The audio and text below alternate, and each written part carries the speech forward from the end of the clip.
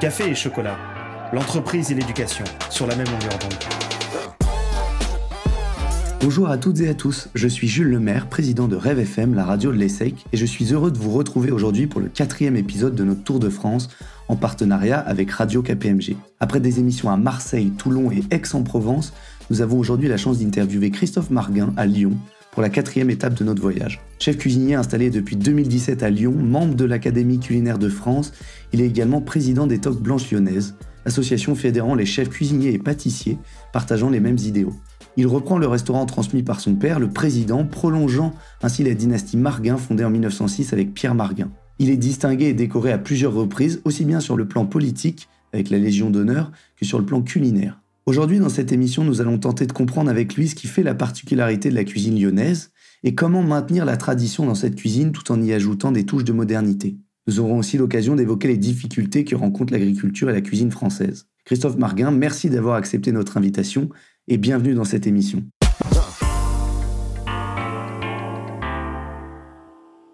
Vous voulez commencer avec une question assez générale. Qu'est-ce qui fait la particularité de la cuisine lyonnaise ? C'est une culture. Les gens aiment manger, les gens aiment sortir, déjà c'est important.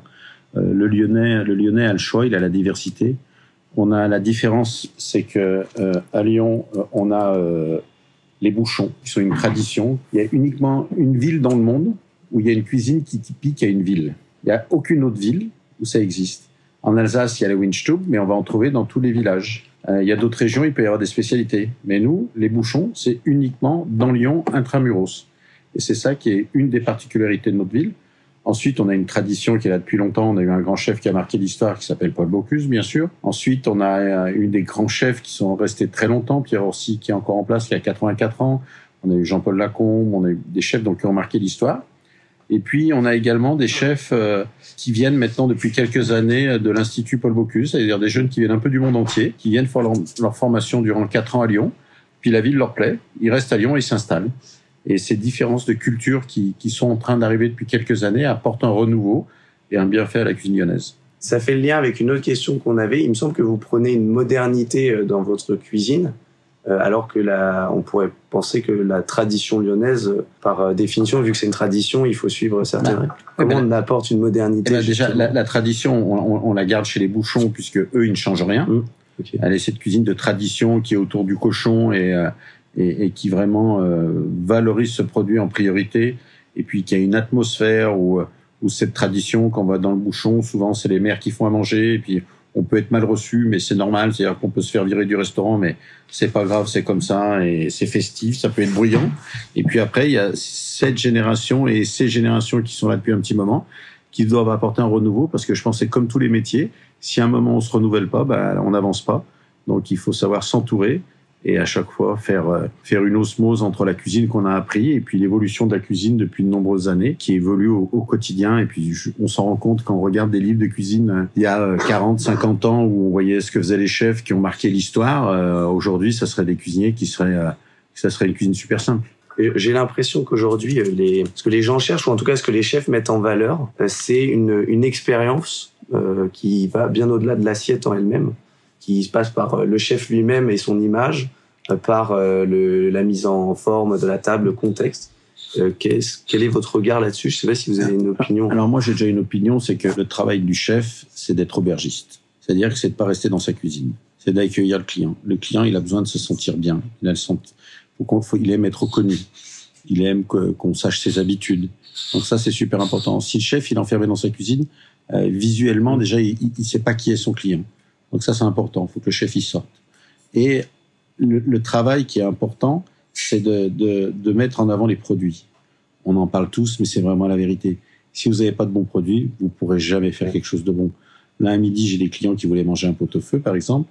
J'achète ma viande chez un meilleur de France boucher.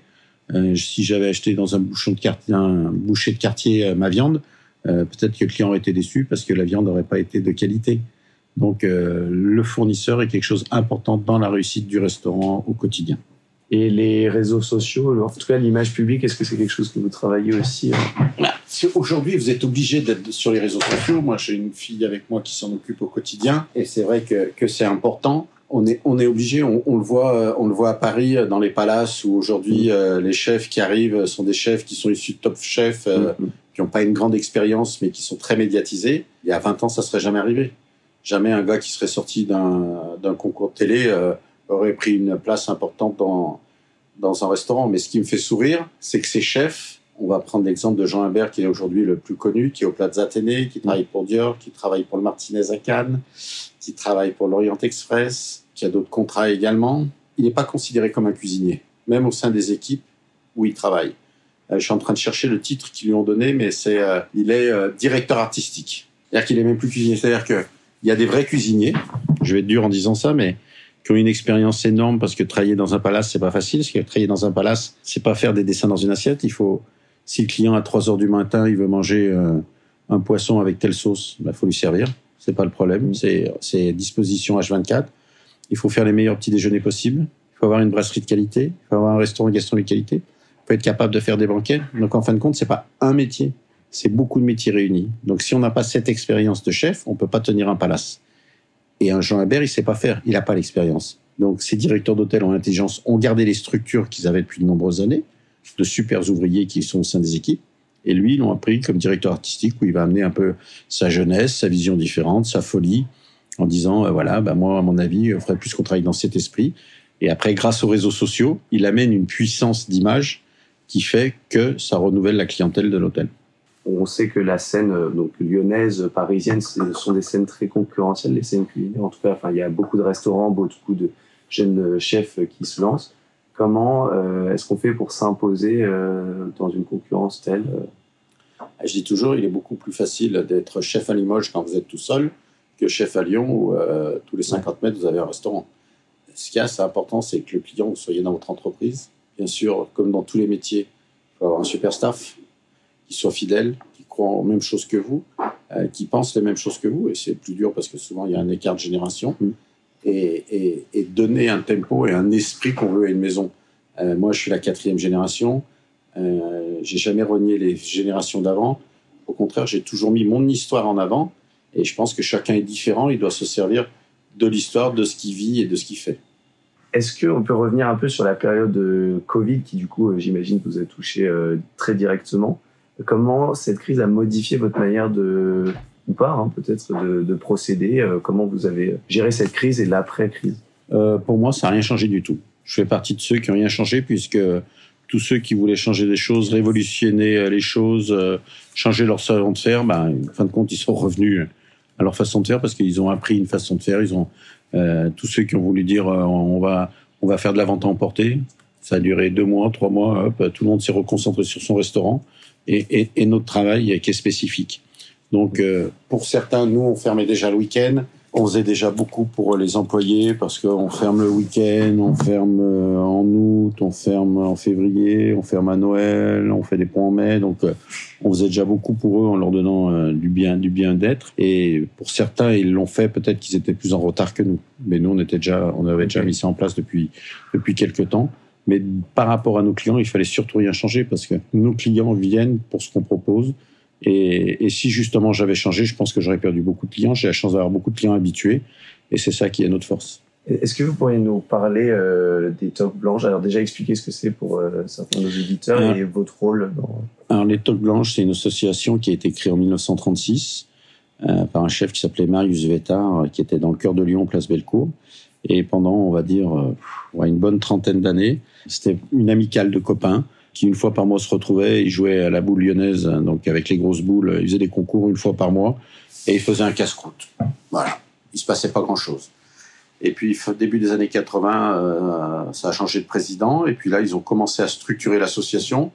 En fin de compte, l'association, elle est toujours restée, jusqu'à ce que j'arrive en 2006, une association de copains et on n'entendait pas parler. Et moi, j'arrive l'année des 70 ans et je suis le jeune qui arrive, qui est pas bien vu par les vieux parce qu'il aime bien faire la fête et qui dit aux vieux, maintenant c'est à nous de prendre la place. Et je prends beaucoup de coups dans le dos, mais c'est pas grave. Et surtout, je fais une chose où je m'attire tous les foot contre moi, c'est que je mets tous les partenaires dehors. Parce que nos partenaires qu'on avait, qui étaient les fournisseurs historiques des chefs à Lyon, ils payaient la même cotisation que les chefs. Donc, il y avait un petit peu de sous dans la caisse, mais on n'avait pas de moyens de faire des choses, des opérations. Donc voilà, j'ai viré tout le monde. Et puis j'ai dit maintenant, il va falloir payer parce que nous, on a une image, on a une histoire. Maintenant, si vous voulez vous servir de nous, on a une valeur, il faut payer. Donc j'ai mis 3 mois à trouver le premier gros partenaire. Et puis après, avec le temps, ça s'est fait. Et aujourd'hui, je pense qu'on est la plus belle association de chefs en France dans une région. On n'a pas de concurrent. Il n'y a aucune région où on a une aussi puissante que nous. On est 147. Quand je l'ai pris, on était 90. On avait dans les statuts, on bloquait à 100, ça on l'a enlevé. Mais si je faisais rentrer tous mes copains, on serait 800. Donc je suis pas là pour faire du nombre. Je suis là pour faire rentrer des gens qui ont envie de rentrer, qui ont envie de participer, à faire rayonner l'image de Lyon, que ça soit à Lyon et en dehors de Lyon. Parce que il y a quelques années, j'ai décidé d'ouvrir à des chefs qui sont en dehors de Lyon, mais qui ont un lien avec Lyon. J'avais une dernière question, c'est sur les difficultés que rencontrent les agriculteurs actuellement. J'imagine que vous êtes assez proche au moins de vos producteurs. Quel regard vous avez sur ces difficultés et à quel point elles vous touchent en tant que cuisinier? Nous, on n'a pas besoin de les fendre. On les fait travailler depuis tout le temps. Nous, on se sert de nous souvent parce qu'on est l'image et qu'on est médiatique et on nous voit souvent les chefs en avant. Donc c'est pour ça qu'ils ont besoin de nous pour l'image, pour les valoriser. Mais nous, pour nous, c'est une logique. C'est-à-dire que là, j'ai reçu ma mercuriale de mon fournisseur des légumes qui sont dans la vallée du Rhône. On se bat depuis toujours pour travailler avec les gens le plus court possible. Quand j'étais tout petit dans notre ancien restaurant familial, aujourd'hui, tout le monde est livré tous les jours. Moi, quand j'étais tout petit, ça n'existait pas. Donc, vous étiez obligé de travailler avec les gens autour de chez vous. Vous ne vous posiez même pas la question. Aujourd'hui, tout le monde dit mais nous, c'est ancré. Ça a toujours été comme ça. On ne s'est même pas posé la question. On n'allait pas je vous dis, ça n'existait pas les livraisons. Donc, on était déjà obligé de faire travailler comme ça nos producteurs autour de nous. Donc, ça, on l'a gardé. Et pour nous, c'est important. Non, ceux qui sont les vilains petits canards et qui veulent pas le reconnaître à chaque fois, et tout le monde le sait, c'est la grande distribution. Et le premier ennemi vient de là. Il faut arrêter de tordre les gens. Les choses, elles ont une valeur. Il faut acheter des choses à leur juste prix. Et c'est inadmissible. Je pense notamment, pour moi, c'est le pire pour les gens qui ont des animaux. Parce qu'autant, si vous êtes maraîcher, vous pouvez prendre des jours, vous pouvez partir 4 jours. Les légumes, ils vont continuer à pousser, ça ne gênera pas. Celui qui a des vaches, il faut les traire tous les jours, 2 fois par jour. Donc, c'est inadmissible que ces gens ne puissent pas vivre correctement en travaillant 7 jours sur 7, 365 jours par an. Ça, c'est inadmissible. Et quand des grands groupes comme Lactalis disent on augmente de 15 centimes, je crois, la dernière augmentation pour 1000 litres de lait, ils sont contents parce qu'ils disent c'est une première phase. Mais c'est rien du tout, quoi. Je veux dire, par rapport au travail que ça représente, c'est inadmissible.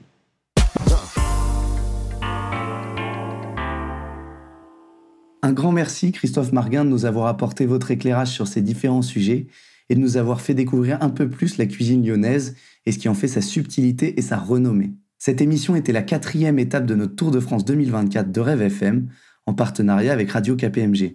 Nous nous retrouvons, chers auditeurs, avec plaisir dans la prochaine émission, à Puligny-Montrachet, dans le domaine Jean Chartron, dans le cœur de la Bourgogne. À très bientôt sur nos ondes.